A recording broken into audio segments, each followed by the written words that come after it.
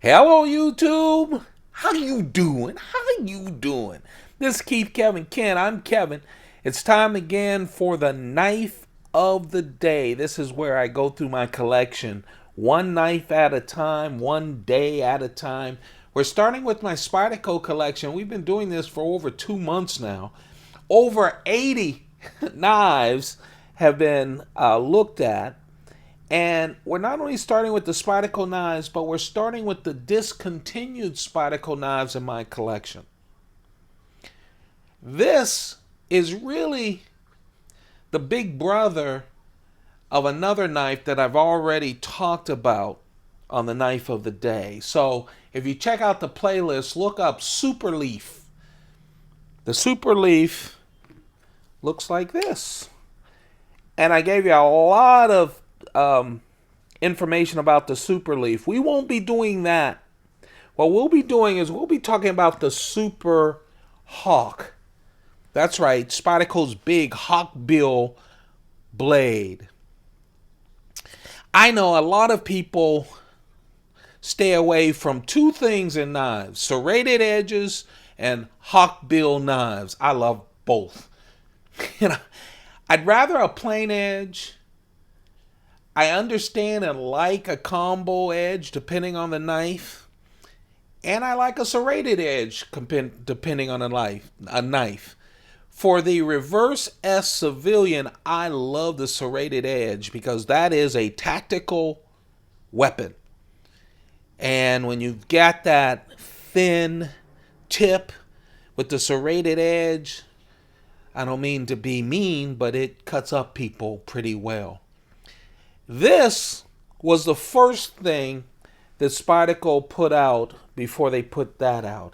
And it was the SuperHawk. And they called it a SuperHawk because it had a big 3.5-inch blade. Nice big choil in the front, about an 80-20. 80% of the blade was choil. You could really get up on it. Look how thick the stock is. VG10 steel. Very, very good steel. The whole knife, 7.9 inches total length, 4.4 ounces. Hey, this is a super hawk bill knife. And that's what they called it, the Super Hawk. Just a real nice knife. Now, a hawkbill blade, nothing cuts better than a hawkbill blade when you're cutting with that downward pull. Nothing. Downward pull. That tip, first it pierces, but it keeps everything as you're pulling downward in contact with that edge. And that's why when you look at the handle, you see this right here? Gives you that pull down. This handle is very comfortable. So let's talk about the blade real quick. Well, I pretty much told you everything, right? VG10 steel, 3.5 inches, 2.75 inches as far as the edge is concerned. Very thick. Doesn't have a small tip. You can use this for EDC, but, you know, if you're opening up boxes a lot or doing any of that kind of cutting.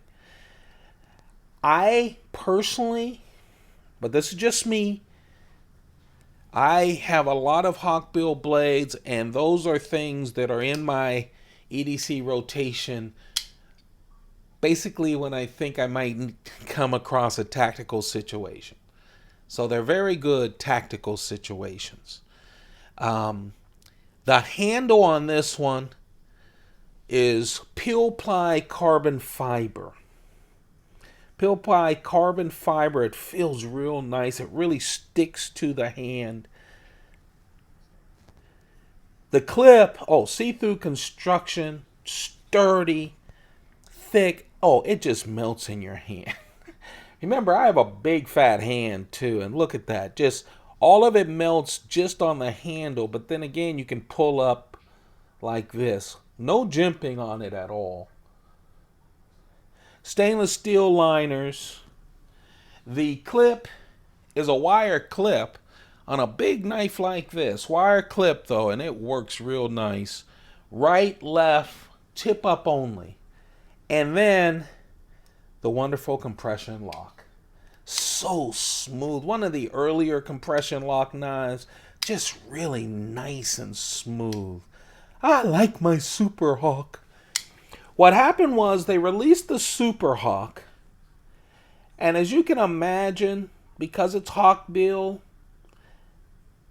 what happened was two things. It didn't sell all that great, and everyone was yelling for a super leaf. You know, Spyderco and their leaf-shaped blades, very popular. Both of these are flat ground, but you know, that flat ground leaf-shaped blade with the belly, just an everyday EDC knife. Same kind of thick edge, right? And look what they did. They just kept the handle. You didn't need the pull because, whoops, almost cut myself. You didn't need the pull of the Hawkbill, but they figured, hey, we've got these handles. Let's put some G10 on it instead of the pill ply and make a big leaf shape for it. And that's the pair, the Super Leaf and the SuperHawk. This, my friends, is the SuperHawk with the compression lock, the carbon fiber pill ply, the VG10 steel, and that wonderful Hawk blade. Right next to the Super Leaf, and just to give you a good look at the size of it, I figured I'd put it next to a Manix 2. Kind of the same kind of blade and a stretch. Just to give you the blades in that category. There you have it. That's the knife of the day. It is the SuperHawk. It's discontinued. That was the first knife, and then everyone said, give us a Super Leaf, and Spyderco did. We have a video on the playlist of the Super Leaf. And there you have it, another knife of the day. If you're enjoying this series of knives of the day, we're already past 80 of them. I can't believe it. And we're still doing discontinued Spydercos right now. I'm figuring we're going to take about a year and some months to go through the entire collection. But we're going to do it one knife at a time, one day at a time. If you're enjoying this, hit that like button. Give me a thumbs up. Let me know that you like it. You can share it as well. Let them know that there's a crazy guy going through his collection knife by knife, day by day. And he's even saying it's going to take a year, maybe a year and a half. You believe he has that many knives? Bet them. Okay? Place that bet. Subscribe. We're still trying to hit our 200 subscribers. And turn on your notifications. Because every time I buy a new knife, we do a first impression video. And I'll probably start doing some mix and match videos as well. Some other special videos too. So you can look forward to that. And of course, every single day we do the knife of the day. And of course, the pocket dump deconstruction. Hey, you guys have a perfect day. Check out all the playlists. Every single video that I've done is on the playlist. Several playlists. Go have fun. Just nerd out over the knives. You guys have a perfect day. Keep those pockets full. Goodbye.